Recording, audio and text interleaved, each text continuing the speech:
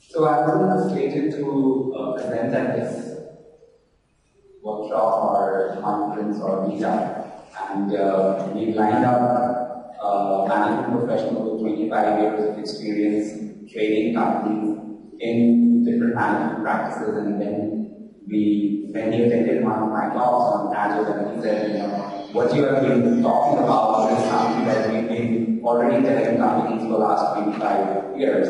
It's only that now you started branding it as Agile or so on, or whatever you're calling it. And he said it's basically common sense and the right way to manage anyways. Unfortunately, he was not able to make it because he had a commitment at IIT Kanpur, and that followed up with getting the Asian Pacific HR head of the world's most profitable .com company. I'll not be able to name it because we are still trying to get her for our next meet, and unfortunately she realized it's just one day in advance and it was a Saturday. Okay. So she wasn't able to make it as well, so I had to make up this presentation. And in keeping with the motto that since I did not have a lot of time, this presentation is going to be terribly long. If I had more time, I would have been shorter. Take your time. The first question, whenever I attended tons and tons of Agile meetings, Scrum meetings, XP, Hangouts, XP, hackathons, and so on, and especially new people to Scrum, Agile, XP, they come and ask this question. Okay, so how do I manage human resources in a team, or how do I manage human resources in an organization? And in this experienced Scrum guru or XP guru or Agile guru or Lean guru, there was like this horrific look on his face as if you mentioned something that you did not want to hear. And he said, you can't call people human resources. Okay? And that's like the first thing. And the other person was like, okay, I didn't even know that it was an offensive term, or like I'm talking, it being a racist term or something. Personally, I checked out the definition of a resource. So resource is something you can use, something you can employ, something you can transform, something you can move from one place to another, move from one particular format to another particular format. And if you basically know, so therefore human beings are definitely resources. So I particularly don't have any handouts on calling humans human resources. It's better if you call them people, but if you're not going to treat them as people, it doesn't really matter how you call them. So it's entirely about how you're going to call them. Yeah. There are two types of resources, renewable and non-renewable. Yeah. Human beings are definitely non-renewable. Yeah. So different categories. So resources can be classified on a number of parameters. The renewable and non-renewable is just one aspect of them. Okay? And even with renewable sources like water, like coal, like petroleum mines, people are being considerate. And any resource, as long as you start being inconsiderate with that resource, as a way of getting back to you so that you become more considerate. So for this particular presentation, I'll stick to using the term human resources and human resources development and human resources management. And I don't think there is much achieved by just renaming it to people management or people development or people resources. Yeah. Just to answer, that is the recent humans are non-renewable. It actually depends on the renewable or not, how you burn them. Good way to put it. Okay, so in Scrum, first the obvious things which HR professionals, HR departments, HR managers can implement. Okay. They can find product owners, Scrum masters, team members. Okay. This isn't always a burning issue in all organizations, especially finding good Scrum masters is a bit of a challenge these days. Finding them internally or finding them externally, so they can help the organization find them, building a steady pipeline of people, going to events like this, representing their organizations, building contacts, building networks, so that the teams can have a regular supply of fresh talent and good talent in them. When a team is transitioning to lean or agile cultures, a lot of handholding is required. They can get hold of people internally or externally and arrange trainings, coaching, and consulting. That can be on a specific aspect or we are beginning then on just the basics of Scrum, XP, Agile, Lean, Kanban, whatever it is. Most teams, when they are transitioned to Scrum and Agile, will require some amount of restructuring or a lot of restructuring. Right from whether there will be a separate quality function or whether they all report to one development or engineering team, to what specialist roles like server administrators or UI people are going to be doing. Are they going to be sitting separately? Are you going to sit together? Are they going to demolish the cubicles? Are you going to co-locate them or not co-locate them? Whether your organizational chart is going to change. All those parameters, whether you're going to keep flexi timing on or if you're going to remove that, all those things come into the picture, and the HR development department can be involved in restructuring of the organization, researching the best practices, and also checking the efficacy of things that they are implementing. Reading the recruitment practices for an Agile or Scrum team, sense of ownership needs to be higher, and along with soft skills like communication, attitude, you also will probably start looking for things like responsibility, commitment, ownership, team playing, and so on. And most importantly, you will also need to start developing career paths for non-development professionals. A lot of these agile techniques, whether it be Scrum or XP or Kanban, tend to become very, very software development or programming centric. So therefore, programmers tend to become like this rock star in the organization, and the rest of the functions, especially people like quality or people in QA, people in other departments, etc., start feeling okay, what is next for us.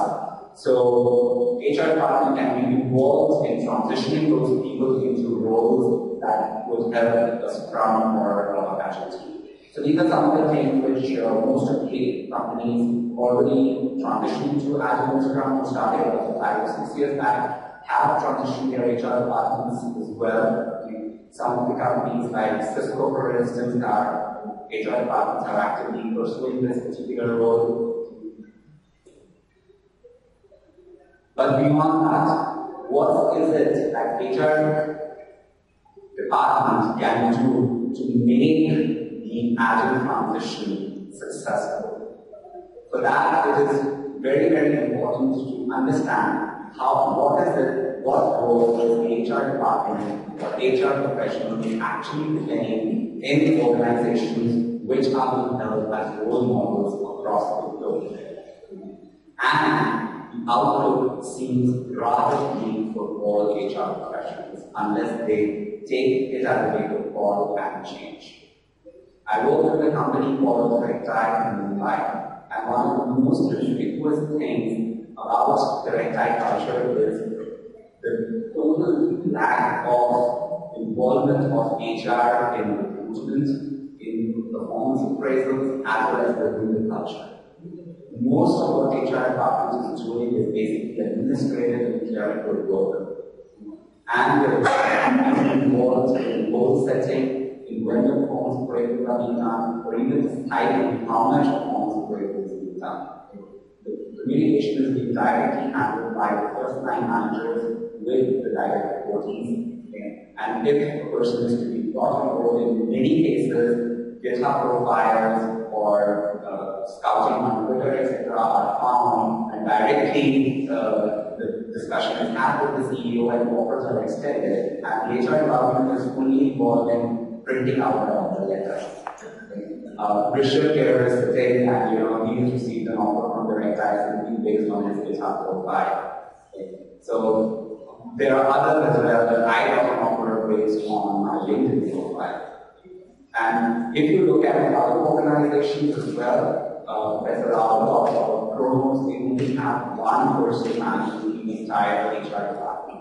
Just goes to show that, okay, there are So if the frontline managers are able to take care of employee motivation, employee morale, and what can be called the overall organizational discipline, HR department starts to become very, very redundant. In organizations like Facebook and Google as well, similar trends prevail. So there are technical recruiters whose only job is to scout for talent, but the entire talent management, right from deciding whether they are going to be working with that talent or not, is taken care of by the engineering, UI, marketing, sales themselves. I also work with an organization, WizIQ, and one of our most successful teams is one that is sitting in Hyderabad, and their entire exercise from recruitment to management to fire is handled by the managers themselves. HR sometimes doesn't even know, but they are sent a customer email after everything is done, where okay, this person is on board or this person has been asked to go. Okay. So that's even at Facebook, similar trends in way. Okay. So increasingly what is happening is that HR professionals are getting sidelined in a culture which is becoming very, very domain-centric. So as it has been seen that if we need an external department to enforce policies, enforce discipline, there is a big smell in your organizational culture. You should be discipline focused or have policies specific to your team or specific to your department, and so organizations are moving towards that. Okay. So within that particular context, what are three issues that we'd like to do for the Agile Manifesto for HR professionals? Number one, HR is too important a function to be left alone to one department. HR is not one thing you do, but a sum of all that you do. HR, when practiced correctly, aids and not impedes Scrum and Agile adoption. Let's see how this plays out. So three things I'll be talking about today are related to hiring or recruitment, depending on how you want to call it, the culture, specifically benefits and performance, and the firing. So in hiring, some of the best examples of what, how much you hire or how much you recruit for one organization, some of the best sayings are hire the best. Hire for attitude, train for aptitude. Hiring is the most important. After this particular slide, I directly wanted to go to the slide of how HR can be involved in hiring process from an Agile teams. However, when I was practicing my speech, I was like, something seems to be amiss. Okay? And that amiss, I just narrated it to somebody over the phone, and he said, you're going from one to another without talking about what is the ideal recruitment process. So before talking about whether HR should be involved or not, you're not talking about the ideal recruitment process. So, and then I went back to do a quick search on what is it that is an ideal recruitment process for companies which are private on having an ideal recruitment process. Unfortunately, the best literature that I could find, or fortunately, the best literature I could find on that was from non-HR books. And actually in psychology also. So one of those is from Daniel Kahneman, who's called perhaps the most important psychologist alive in the world today. He's also a Nobel Prize winner, not for psychology but for economics. And he's basically written a book which was New York Times bestseller last year, which is Thinking Fast and Slow. And he's talked about a number of things, but one of the chapters he's talked about how experts get it wrong so often, and how that has implications on recruitment. So back in about 1950s, Daniel was a recruiter. He was a lieutenant, but he was basically a recruiter with the Israeli army. Okay. His only qualification at that time for the job was he had a bachelor's degree in psychology. But Israel being only 7 years old at that time, he was the most qualified person they could find for that particular job. And he was in charge of seeing whether the current practice of interviewing and finding out the recruits that they had and then assigning them to different units of combat like artillery, infantry, and so on was correct or not. Okay. So the current practice was that you had most interviewers who were mostly girls because they were banned from participating in combat, interviewing people for about 20 minutes, watching some of the videotapes of them being in action, and then deciding which units are going to be successful. Now these people would have had about 4 to 6 weeks of training on what specific skills to look for, what sort of questions to ask, and so on.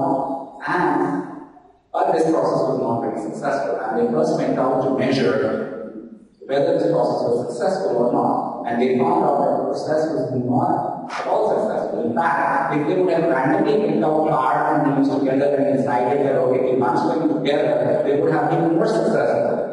Okay. So the current process was a total disaster. So how do we go about fixing that? So they went about fixing that by checking a paper which was written on statistical psychology. Statistical psychology, I think Pravika will probably know more about it, is that you use algorithms and statistics rather than your intuition or mind. So you gather a lot of data about something and then let the algorithms decide rather than you decide. So they said that, okay, let's define 6 traits that you would be looking for in people in combat. And so they identify things like responsibility, commitment, masculine pride in oneself, and so on. So something like all these traits were identified, 6 of them. And then they went out identifying questions to ask to rate people 0 to 5 on each of those traits. So questions would be something like, okay, what sport do you play? How many times do you play that particular sport? Are you involved in a volunteer group? Do you like singing or do you like wrestling? Okay. What's your favorite movie? And so on. Okay. So questions which are very non-judgmental in nature. Just let you know more about people. Okay. And the new people who were hired to do this particular job of hiring were asked to go about it in a very systematic manner. Okay. And they went about this in a systematic manner. And after 6 months, they went back to see, okay, whether this method was successful or not. One key change they had made was that now institutions were not recommending people for any job. They were not recommending whether you should put this person in this department or that department of combat. They were just assessing them on different grades, and the algorithm was deciding where they were going to place them. And this method went from hiring being completely useless to being mildly successful. It was still not where they wanted it to be, but it was still mildly successful and better than anything they experienced. So therefore, if your recruitment process doesn't have an algorithm in place, put that in place. Identify traits that you need to be successful in a particular role. Assess people on that, have humans assess people on that from 0 to 5, but then don't have humans decide whether you have to hire that person or not. So if you're theoretically interviewing 10 people, whoever gets the highest score will hire that person. Okay. Don't go by judgment, don't go by intuition. And this particular rule is generally implemented by sales and marketing people very, very successfully. So they go by, okay, have you worked, how long have you worked, which territory have you worked, and so on, and they assess you on those skills, and then they make the decision rather than on how successfully is one able to sell oneself or before. The other approach is 180 degrees of this, and from two of my favorite authors. One is Malcolm Gladwell, who wrote many best-selling books, and one of those was Blake. The second is James Wisdom of Crowds. Both of these people have basically said that human intuition is very, very strong. So unlike Daniel, who took refuge, or who said that statistical psychology is where you should trust people on. These guys have said that it's human intuition that you should be acting on. And in this book, Blake, Malcolm Gladwell has recommended ideal recruitment practice, which is akin to speed dating. Okay? So you have about 10 people interview a potential recruit, but not more than 5 minutes each. Okay? And then they come back and work with this person will fit in our team, or will be successful in our team, and that's it. Okay. So 80% of people say yes, we hire the person, 80% if more than 30% or more people say no, then we don't hire. Wisdom of crowds also arises from the similar principle that a collective decision or collective intuition is stronger than one person, no matter how much expert that person is. Successful companies seem to be blending both the approaches. For instance, Microsoft and Google interviews are notorious for the number of people you have to meet with before you want to hire. But they're also notorious for the systematic manner in which these people interview. So when you're bringing a new recruit in, try to blend both the approaches. Number one, have multiple people meet that person. The magic number seems to be 6. 6 people should either, and these are 6 people from your team. It doesn't count HR on the others don't count. So 6 people from your team should meet that person, and they should meet and assess a person on specific criteria. Every day should be judging the person on 6 traits, grade them on those traits, and then tally everybody's scores and then the algorithm decide. What role does HR play now in this recruitment process? Number one role is documenting the entire interview process. And one of the reasons why HR was probably not as involved with the entire interview process as we expected, because the entire interview process was documented very, very thoroughly. Almost 2 to 5% of an individual's time at Directile is spent in recruitment-related activities. That didn't just mean traveling and interviewing people, but also mean increasing your question bank, increasing the efficacy of what rounds are happening, increasing the games that we are going to be working with the person on, increasing collaborative exercises that we are going to be working with the person on, and so on. Right from the questions that are being asked to how those questions relate to particular traits, etc., all those documented. Okay? And the entire interview process itself was also documented. So, and many organizations, when we go and then we generally don't get to meet HR at all. If we are lucky to meet them, then when we ask them, okay, do you have a documented interview process for Agile Scrum teams, the general answer is no. When we ask them, do the people who are interviewing other people to get into their team know what is it that makes for success in this particular position, the answer is no. So basic HR functions, regardless of whether it be an Agile team or not be an Agile team, or not be performed. So as I said earlier, if you are doing HR correctly, it will aid, not impede, Scrum and Agile development. So if you document your interview process, the documentation means you know what is it that you're looking for, so that you have better chances of finding it, you will be successful. Facilitating the interview process. It would have been great if a number of HR professionals would have been here in this particular meeting. Okay? There are some LinkedIn groups where the only thing that seems to be happening, or only people who seem to be posting are HR professionals. Okay? Unfortunately, the only thing that seems to be posting are job postings. So they don't seem to be engaging with candidates, they don't seem to be getting any feedback, they don't seem to be building any brand of their organization. Okay? So, and that also indicates that, okay, what is it, how much people are trying to work with those organizations. And the organizations where people want to apply, where people would like to work, are one where non-traditional methods of attracting talents and recruiting talents are being built up. And this is the role where HR people can play a very, very active role today. They should also be evaluating an interview process. It's again unfortunate that a lot of times the interview process itself is not evaluated. Okay, we use this particular process, we use this particular question, we use these particular people, we use this particular source to find recruits, and so on. How successful was it? There are no metrics to check that, there are no metrics to even, and sometimes nobody even goes back and sees. So, okay, the recruit is done, okay, my requirement is closed, let's move on to the next requirement. So you don't need to go back and check whether your engagement process is successful or not. And in the true Scrum Master mode, inspection and adaptation is everything. So if you were to implement it into your recruitment practices, you will have the greatest success with recruiting better talent. Okay, so before I go to the culture, if you have any questions regarding the recruitment. So what specific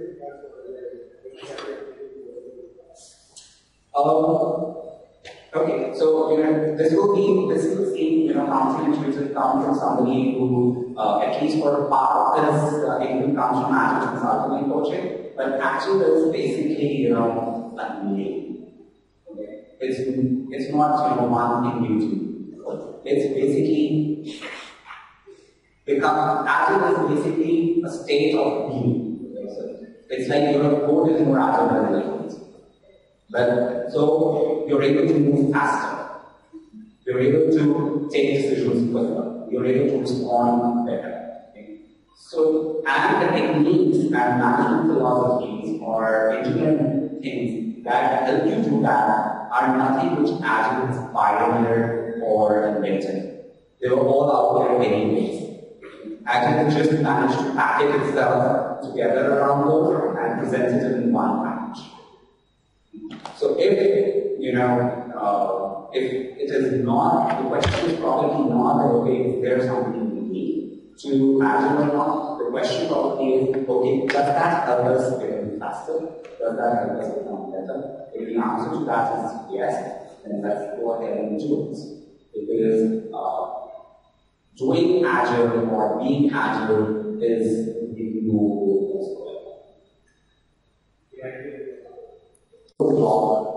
Anyways, okay. So if you're going to just brand your process Agile, you're just going to brand your process Lean, you're going to brand your process Scrum, while you're not going to be focusing on the cultural aspect, which all of these methods enforce, you're going to be, you're not going to be Agile. You're not going to be. So it benefits in performances. So one of the standard questions you again get asked is how do we manage performance appraisal in Scrum? So then I ask them, okay, how do we manage performance appraisal right now? What is it that you do right now? And the standard answer generally is, okay, we set expectations at the start.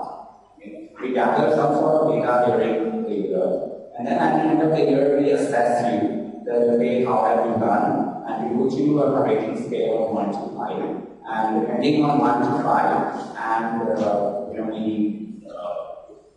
give you the performance appraisal depending on what the team budget is and so on and that. In some cases, it will be at least 60-degree review, so that your rating will be more excited by a lot more people than the manager, but that's about it. Unfortunately, performance appraisals are not about that. Performance appraisals are not about evaluation. They're not even about measurement. The goal of performance appraisal is to motivate people. It's not about to reward people. Again, another case where a poor HR practiced incorrectly is not only not aiding Agile, but is not aiding faster delivery. So let's see what motivates people. Some of you have seen this particular video, it's worth a watch again. Our motivators are unbelievable. I find it special, this person. I just find it.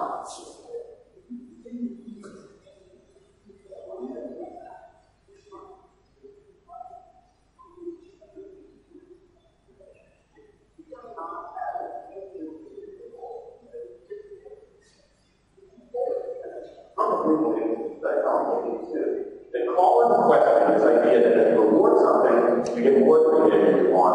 You punish something, you get less. So let's go from London to the main streets of Cambridge, Massachusetts, the northeastern part of the United States. Let's talk about the study done at MIT, Massachusetts Institute of Technology.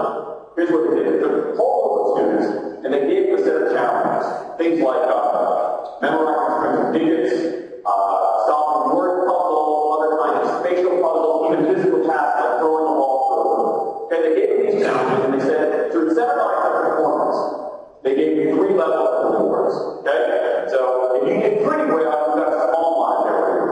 If you did medium well, you got a medium monetary reward. And if you did real well, you were one of the top performers, you got a large cash prize. Okay? We've seen this movie before. This is essentially a typical motivation scheme within organizations, right?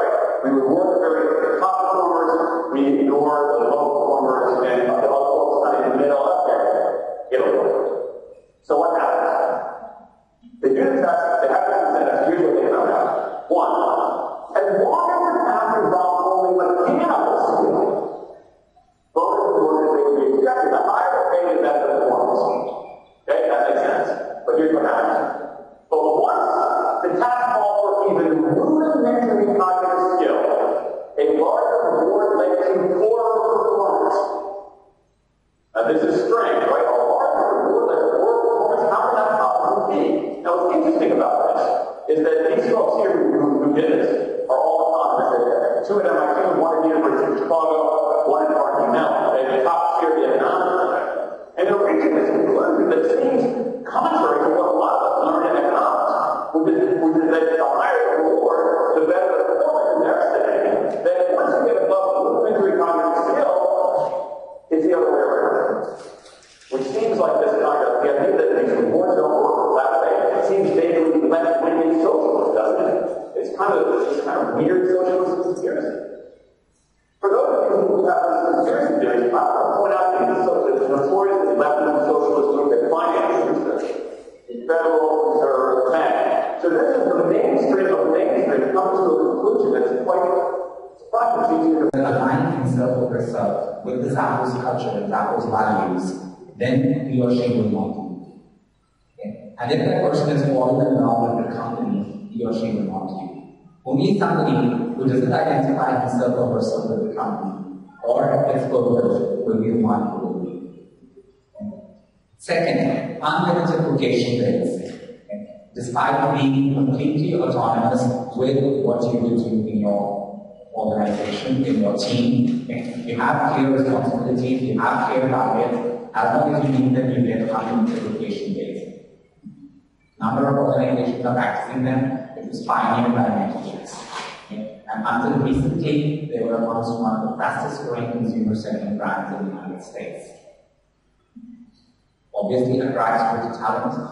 Number of people would plan their Decembers, Januaries in advance, and helps you retain the talent as well. 2 hours work days, just choose your own holidays from the available 32 holidays in a month, in a year. And you don't need to get an approval for your holidays from anybody. Choose your own shift time. See everyone else's attendance so that you know who's looking for how many hours. Which company are from? Direct Time, India. If you are in office for 2 hours, it comes with attendance for the whole day.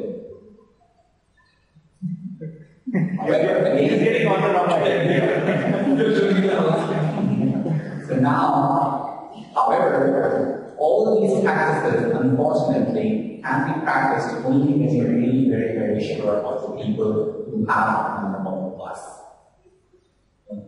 Only when you're confident about your people. Only when the management is confident about people. And the only way to do that is, unfortunately, also by building the right culture. It's a total chicken and egg. Do you build the culture first, or do you build the people first? If you're starting out, or if you're a startup, always build the right people first, and you'll build the right culture.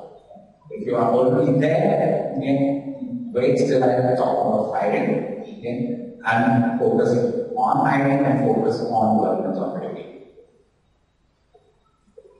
What role does HR play? Research some of the 3 best practices that I talked about, find more like those. See that in your organization, in the area that you work with, how can you define best practices in retention, in culture for your employees, and how you can define your organization's purpose and communicate the why of your organization or your team to your employees better.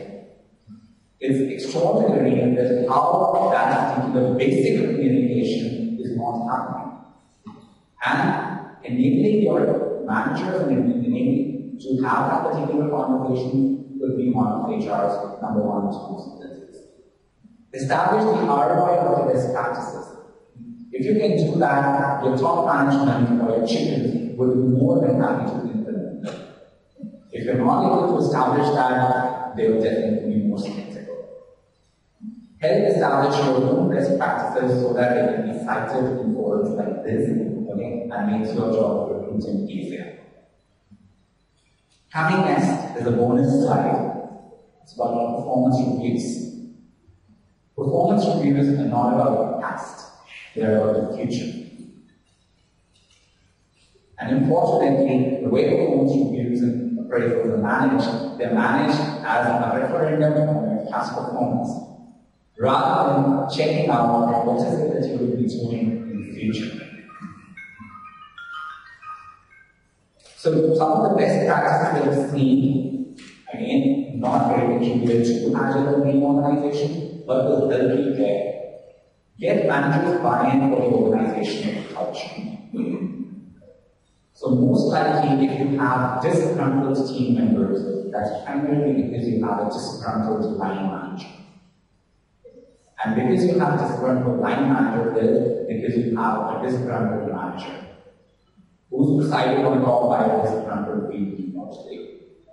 So as long as you don't have a buy-in for what you are implementing and what your organization's culture is from across the board, you're not going to be successful. So get the organizational culture so that every manager, every line manager can align his or her own team towards that, and performance reviews are one of the meetings that he or she can use. Help implement the enterprise rule. Again, it's extraordinary that when the March appraisal comes, or in some cases it is a biannual appraisal in September and the March appraisals come, and you do these anonymous surveys with the employees, and one of the questions is, did you expect this kind of feedback from your manager? Or did you expect this kind of feedback from your team? And the general answer is no. I thought that I was doing really well. I thought that I had everything in control. I thought that I was contributing the most. And that happens, so as long as you have these surprises, your performance reviews are going to be assessed. So performance reviews should come across as a natural combination of how that you are into. They should not come across as a surprise. And one of the ways of doing it, being one of some of the successful companies are doing, is to have a weekly or forward-plan key performance reviews. So a weekly one-on-one with your line managers. So each manager spends about 1 hour per week with each direct report. That will also definitely be deemed in a particular way, because if each manager has to spend 1 hour per week per direct report, means that that person cannot have generally more than 6 or 7 reports. Otherwise, the only thing that person will be doing in the week is having these meetings. So that also keeps your team lean, that also keeps your organizational structure in place. And in performance review, tend to focus on the future. Performance reviews are about directing a particular kind of behavior, molding a particular kind of behavior. Firing. So why is firing important? Firing is important because regardless of all the checks and balances that you put in place in your hiring and your culture, you will sometimes have wrong people with us.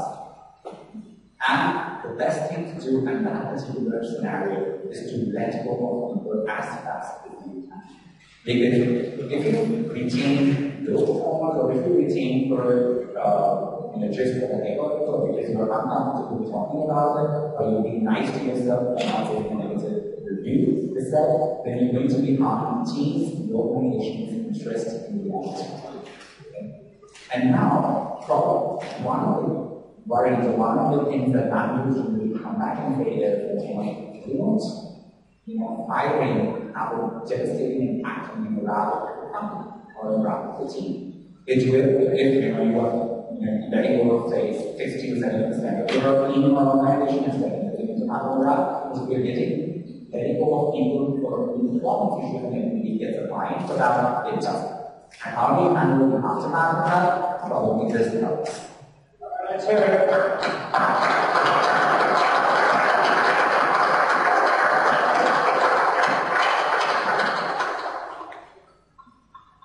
You're all still here for a reason. 80% of this floor was just sent home forever. We spent the last hour sitting on advice. They were good people, and they were good at their jobs. Those people were better. Now they're gone. They're not to be thought of. This is your opportunity. On every floor of this building and every office from Hong Kong to London, send it out. By the time we're done, 3 of every 7 guys who are standing between you and your boss's job are gone. That is your opportunity. I've been at this place for 34 years. And I can tell you this is not the last time you're going to do this. But you are all survivors. And that is how this firm, over 170 years, has continued to grow strong. So keep your heads high, back to work, let's go.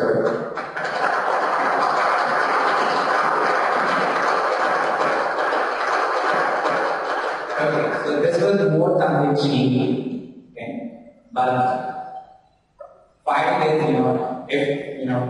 if you've been a manager for a while, okay, and you've not handled any fighting, okay, and I generally fail to generally shy away from taking tough calls. Okay. It never be that you've been a manager for long that you never have to let go of. You will have to let go of them for a number of reasons. Okay. So in Scrum, that helps you stop getting the degree of maturity. Okay. So you scratch my back and I scratch yours. That's what the culture stops. Okay, I'm going to save me today, you save me tomorrow. So you don't want that kind of culture building in. Helps the team get rid of low performers because the team doesn't want to be taking the onus of telling low performers to go or that you are low performers. The unease of the team becomes very evident, and that's the time when the managers need to step in and meet the raise of the team's productivity meeting.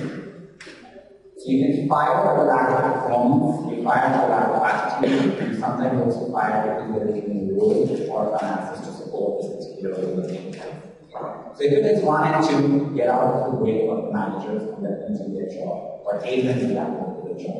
If it is 3, then own it and not have a manager take the things. So again, the 3 additions that we talked about, it's too important a job to be left to only one department. It's not just one thing you do, it's a sum total of everything the organization does. And if you practice correctly, A, and not everything is Scrum and Agile adoption. And all of this HR department is recognize it and have your managers take responsibility for people. Thank you, and questions.